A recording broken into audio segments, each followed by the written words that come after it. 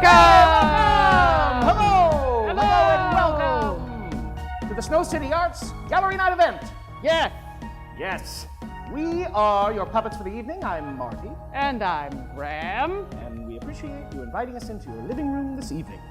We are thrilled To be here, to present to you arts, dancing, music, painting, poetry, animation, elephants, horses, seals, turnips, otters, everything under the sun. daredevils, acrobats!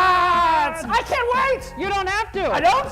It's starting now. Now!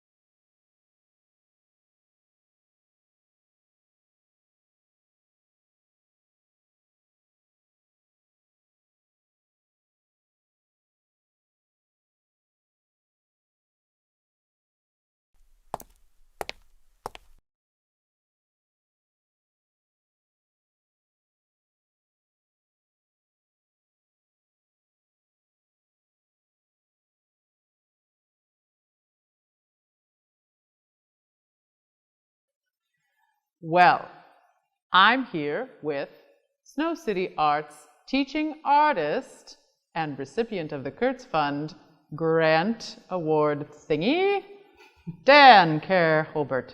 Hi, Dan. Hey there. Hi, Graham. Dan, tell me about your experience as a Kurtz Fund artist. I've had a blast. It's been really great. What a great opportunity to collaborate with Skylight TV, to collaborate with Emmy Bean, and also Noah Jinnick's incredible puppet designer who has made these beautiful and modular puppets like yourself. Beautiful what? Puppets. What? Puppets? Puppets. Puppets are artifacts, performance objects.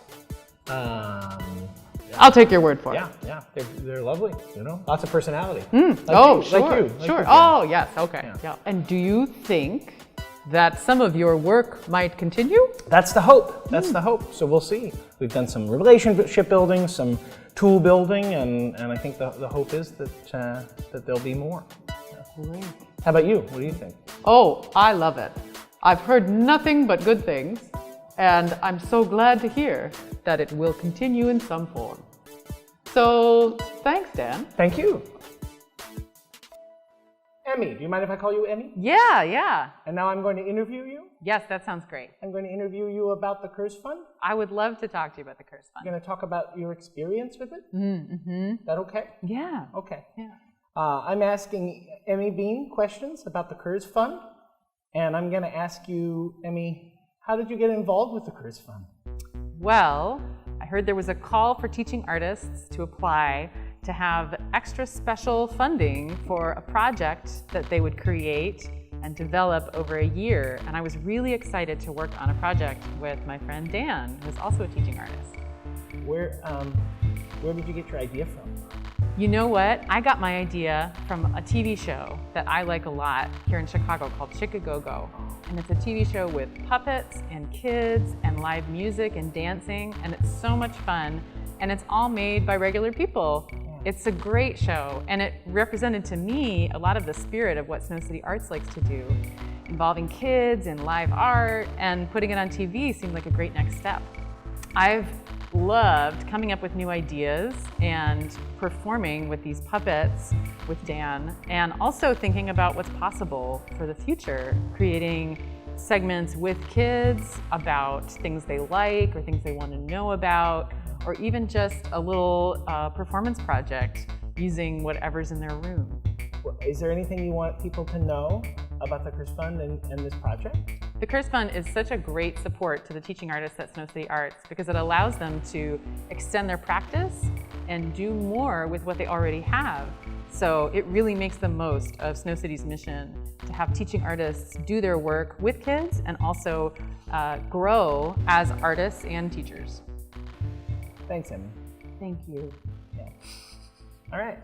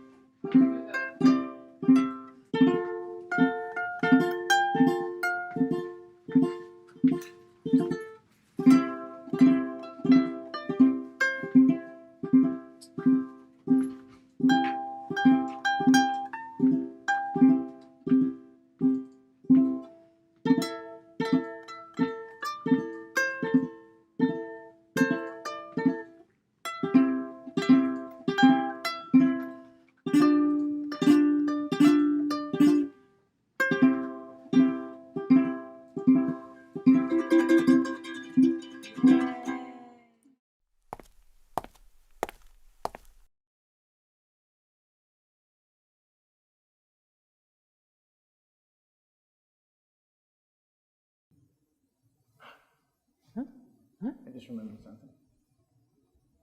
What? I just remembered who's coming up next. What? Who? Lenny Zeben. Yeah. Wow. Yeah. That guy is so famous. Yeah. Over to you, Lenny.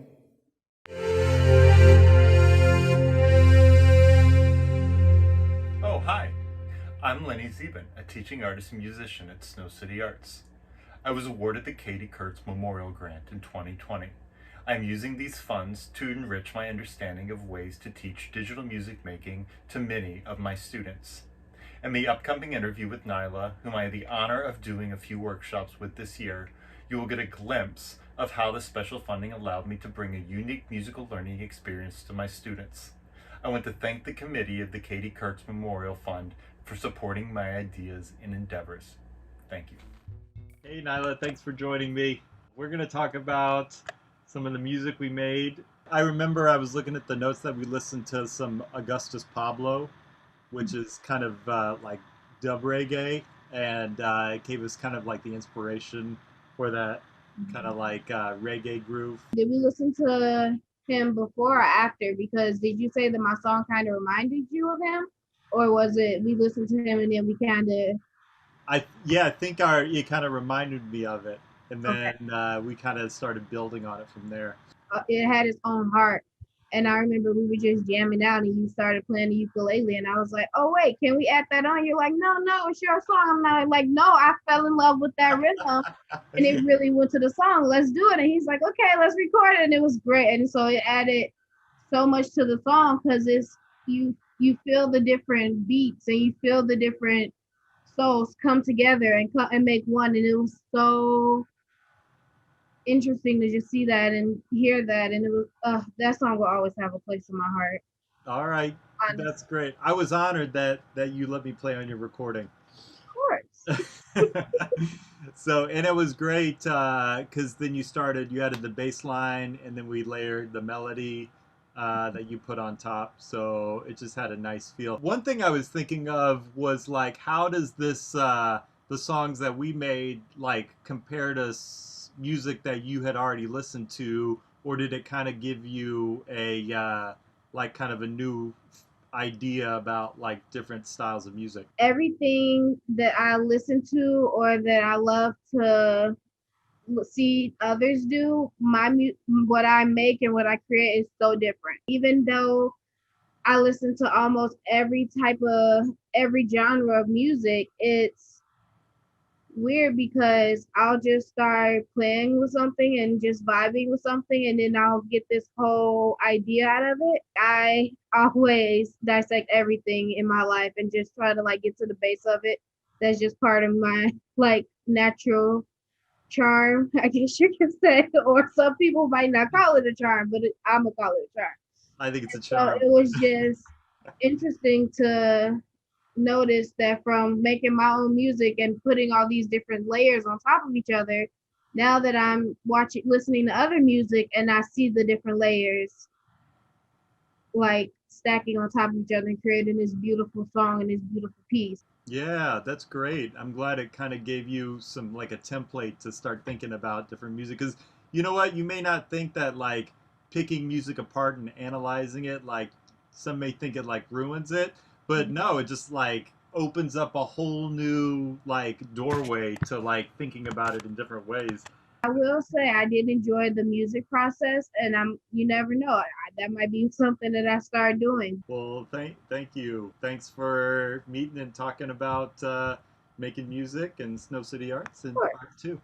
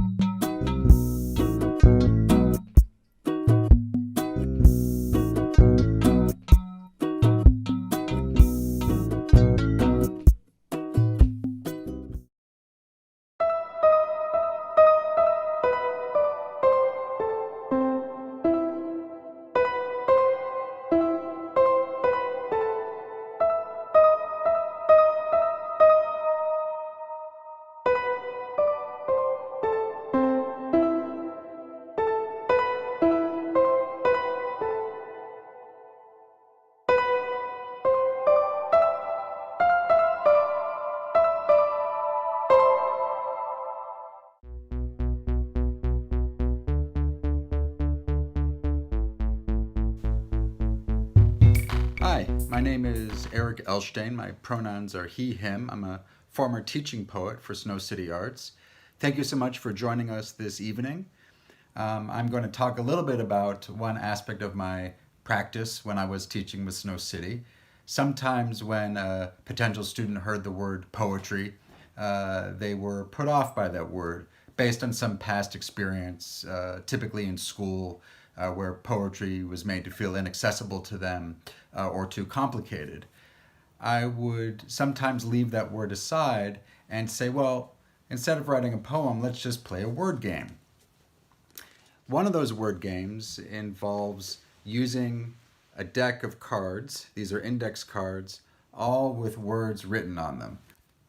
Words like shiny, galaxy, descriptive words, nouns, bodyguard, rough, and so forth. A student would randomly choose a word from the deck, use that word as a seed for an unfinished or finished thought, and then proceed, after writing down that thought, choose another word, write down that thought, choose another word, and so forth and so on. They would have the choice of either trying to create some form of coherence from thought to thought, or just write a complete sentence with each seed word and just see what kind of sense might be made out of that randomness. Simon, a student I worked with, chose the more complex and potentially interesting task of trying to create some coherence with the words that he chose. He chose 10 words, one right after the other. He did not know what word was going to come next, and he composed a poem that he ended up titling The One Rock. I'm going to say the words that he chose, and you can follow along and read the poem. Shiny, galaxy, bodyguard, rough, poor, mushy, town, sweet, rainy, space. As you can see, he composed a meaningful and very interesting poem, a poem from which we borrowed to create the title for this evening's gallery night. So what you can do now is to use the same word game to compose your own piece.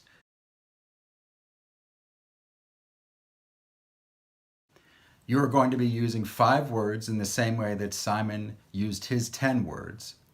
Once you hear and see the word, quickly compose a phrase or sentence that uses that word or a form of that word. For example, you can change the tense of a verb or make a noun plural, as long as you keep the main aspect of that seed word. You may, like Simon does, try to create some coherence from thought to thought, or let the imps of randomness take over and see what meaning is created by composing 5 completely unrelated sentences.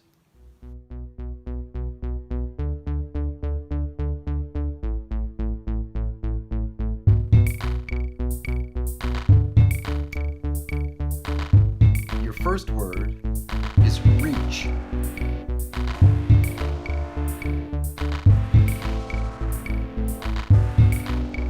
Your second word is cloud.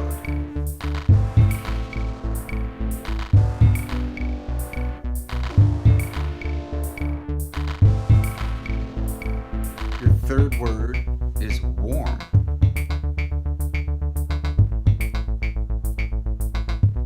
The fourth word is keepsake.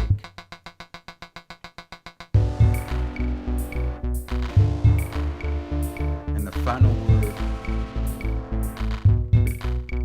is galaxy.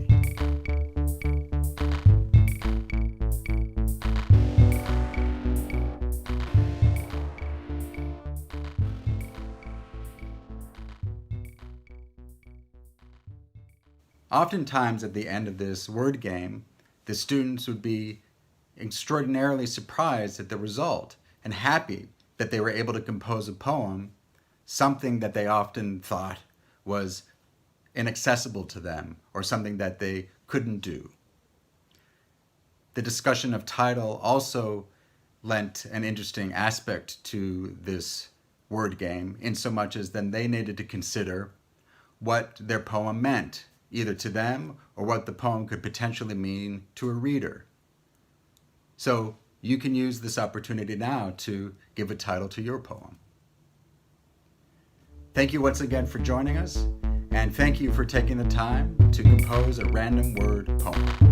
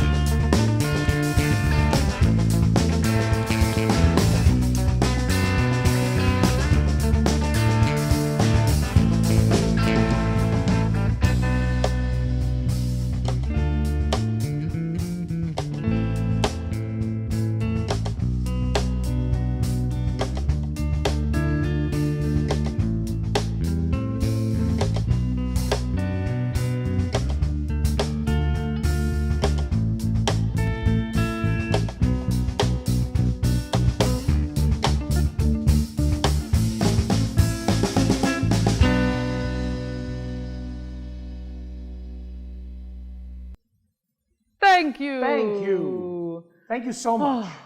All of you, thank you for joining us. Thanks for all the beautiful art that was made, to all of you that made beautiful art. What a joy. Thank you. Thank you. My pleasure. The next part of the evening is a performance in the Zoom room. It's a ticketed performance. Featuring performances from Snow City Arts, teaching artists, and special guests. Yes. We'll see you over there. Bye. Bye. Forgot to open my mouth. Yeah, take it out.